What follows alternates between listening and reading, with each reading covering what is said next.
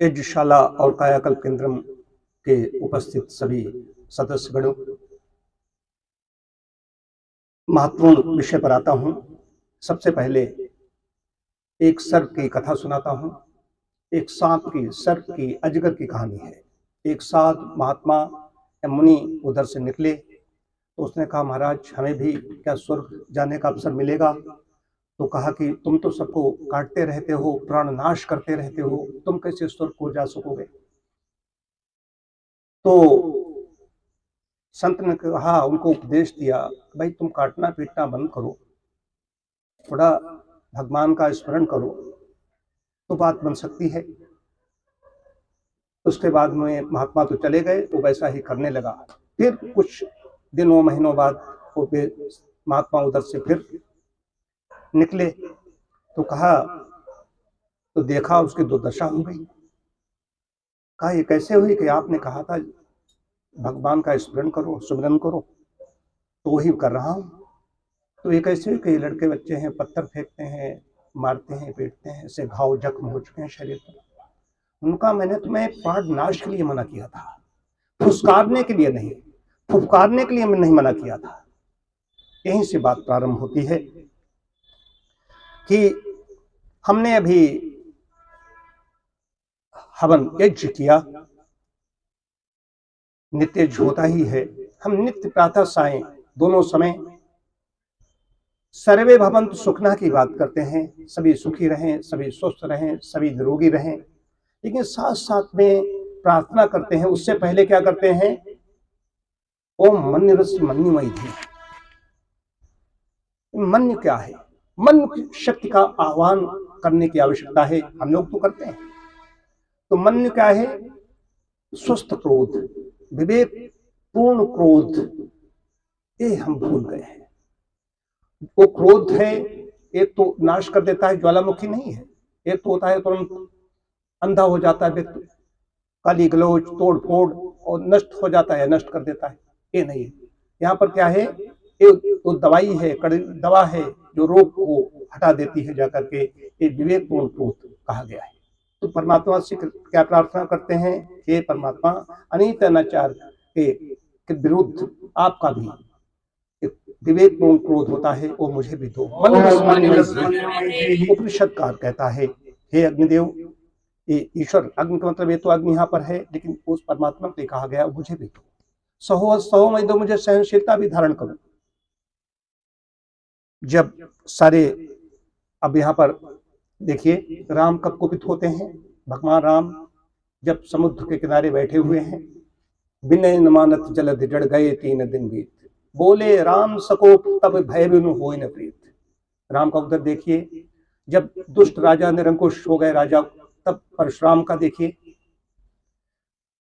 भगवान कृष्ण का देखिए, उनका जब कौरवों को, जब पांडवों को परेशान किया, कौरवों ने अत्याचार किया, तो उनका देखिए। तो उन्होंने कहा, एकदम नहीं क्रोध कर दिया, कुपित हो गए। महाभारत एकदम नहीं हो गया।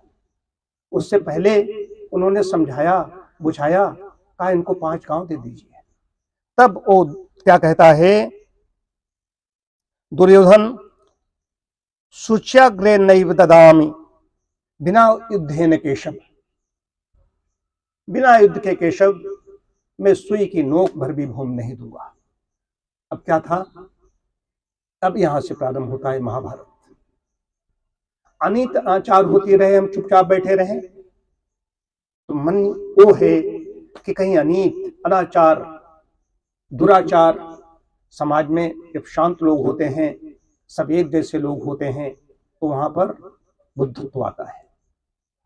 अनित अनाचार होती रहे, हम चुपचाप बैठे रहें, सेफ जोन में बैठे हुए हैं, तो ये नहीं, वहां पर ऐसा उखड़ा हो जाएगा। जिसका अंदर मन नहीं होगा, वो तुरंत जो चेतन व्यक्ति है उसका विरोध करेगा, उतर जाएगा मैदान में।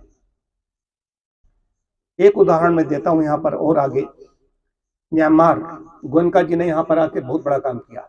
मैंने विपश्यना ध्यान किया, महात्मा बुद्ध द्वारा प्रेरित बहुत बड़ी विधि है। म्यांमार में, बर्मा में, वहां पर बौद्ध धर्म है, बौद्ध धर्म के अनुयायी हैं, सब शांत हैं, ऐसे शांत क्योंकि कोई गर्दन भी काटते न बोलने वाले। लेकिन वहां पर जब आतताइयों ने अनाचार किया, दुराचार किया, उठा लिया, तब उन्होंने भगवान कृष्ण की नीति को अपनाया। वो आज कहाँ तुम्हारे भारत में बैठे हुए हैं, बात दूर तक जाएगी, यहाँ बैठे हुए हैं। पड़ोस में क्या हो रहा है, बांग्लादेश की बात आ रही है, वहां पर क्या हो रहा है, मंदिरों के पुजारी इस्कॉन मंदिर जो खिलाता रहा और पुजारी को जब रोते हुए देखा तो दया करुणा पैदा होती है। दया करुणा होनी चाहिए, मानव के गुण है। लेकिन कुछ लोग होते हैं, वो समाज में ऐसे तत्व होते हैं जो विघटनकारी होते हैं, उनके अंदर कटुता होती है, वो दुराग्रह होता है, दुराचारी होते हैं। उनके लिए क्या है, अब वो मूर्त को तुम उठा रहे हो, मूर्त तुम्हारा नहीं, भगवान कृष्ण की पूजा करते करते उनके तुमने इन्हें ईश्वर के शास्त्र से मानो, साम दाम दंड तो बाद में आएगा, भेद इन सबसे मानो, नहीं तो फिर हमें शस्त्र उठाना पड़ेगा। तो शास्त्र है आगे, आगे शास्त्र है, पीछे शस्त्र है, इसकी संस्कृति है। हमारे कथावाचक क्या कर रहे हैं, अधिकांश कथावाचक बहुत अच्छे हैं, वो खाली जुल्फे रखाए हुए राधे राधे करके नचा रहे हैं, थिरका रहे हैं। मैं कह रहा हूं ईश्वर उनका ध्यान नहीं है, खाली चोर, माखन चोर, कपड़े चीर हरण करने वाले उनको बना कर दिया। ये वीरों की भूमि है, वीर भोग्या वसुंधरा। एक और संत है, उनका नाम याद नहीं आ रहा, शास्त्री करके जो कहे जाते हैं, बड़ा नाम है उनका, कोई धाम है वहां के, बहुत जहां जहां जाते हैं वहां भीड़ हो जाती है। वो बड़े भाव से कहते हैं, वो भाव से कहते हैं, मेरे पागलों, आकाश तत्व में जो चीज चली जाएगी वो वैसे बन जाएगा, और वो नहीं जाता है। लॉ ऑफ अट्रैक्शन की बात कर रहा हूं, जो चीज बाहर चली जाएगी और चिंतन बाहर जाएगा तो वैसे होने लगेगा। वीरों कह के पुकारना चाहिए, ये वीर है, तो उसको प्रवृत्त होंगे, उनका वो भावना विकसित होगी। ये मन्युरस मन्युमय दे एक कायरों की चीज नहीं है। जब कायर समाज हो जाता है तो वहां पर ऐसी चीजें आती हैं, कायरों की दुर्दशा हो रही है। यहाँ पर भी कायर कम नहीं है, एक कायरता है। कायरता वो पाप कहा गया है, हमारे सारे सब शास्त्र ग्रंथ ही हमें उपदेश देते हैं। तो एक नित्य जन करो और मन की शक्ति को पहचानो, मन रस मनमय ध्येय। आज ये बताना चाहता हूं, इसकी शक्ति को नहीं पहचानोगे तो व्यक्ति नष्ट हो जाता है और इतिहास माफ नहीं करता, इतिहास क्षमा नहीं करता। जो चीजें सुरक्षित हैं, आप देखिए ना क्या कर रहे हैं, क्या संदेश दे रहे हैं, करना क्या चाहते हैं, क्या कहना चाहते हैं, पूरा विश्व पटल देख रहा है। सभी लोग ऐसे नहीं होते, होते तो कुछ हैं, लेकिन क्या रूप जो दर्पण में जो हमारा प्रतिबिंब दिखाई देता है वो कैसा है, ये बड़ा विचारणीय है। तो मन की शक्ति को फिर जोर देके दे रहा हूं, सब लोग पहचानिए, हम सीधे हैं, हम सज्जन हैं, हम कहीं पर भी अनाचार का होती रहे, हम कोई उसके मतलब कि प्रतिकार न कर सके। तो जैसी जिसकी क्षमता हो, वो तमाम श्रीमंत हैं, बड़े लोग होते हैं, दूसरों को परेशान करने लगते हैं। मैं एक बार आ रहा था, यहाँ पर बात करके बात खत्म करूंगा, ट्रेन से गाड़ी से आ रहा था, रिजर्वेशन था, मैं और गोविंद। वहां पर दूसरे कोच में एक लड़की के साथ छेड़छाड़ हुई, कुछ महिलाएं हमारे कोच में लेकर गई, हमारे पास में जो कूपा था उसमें बिठाया। मैंने गोविंद से कहा, मैंने कहा भाई मामला शाहजहांपुर से मैं देख रहा हूँ, शाहबाद आ चुका है, हरदोई आ जाएगी, मेरा नैतिक दायित्व बनता, मैं देखो जाकर के हैं। और कुछ लोग सोते टाइप हो जाते हैं, वो भी वहां पर पहुंच गए, हमें पहले नहीं बताया, वो नहीं बताया। मैंने कहा क्या मामला हुआ बताइए। मैंने पूरे महिलाओं से पूछा, बताया लड़की परीक्षा देने जा रही है, उसके साथ ऐसा ऐसा हुआ, इसके माता पिता नहीं है, वहीं श्लोक लग गए थे। मैंने कहा कि अब सब लोग शांत हो जाओ, मैं आधा घंटे में रिजल्ट दूंगा।